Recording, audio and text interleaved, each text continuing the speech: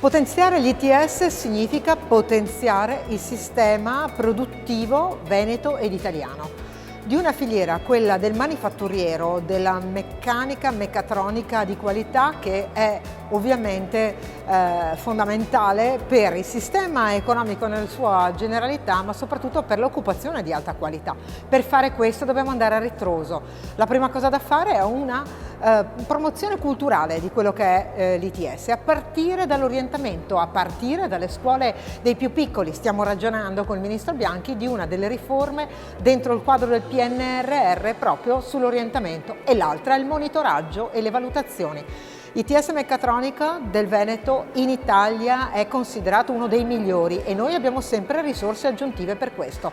Ecco, sul sistema di valutazione noi presidieremo, vogliamo che siano premiati i percorsi che parlano col mondo del lavoro e fanno entrare i ragazzi dalla porta principale.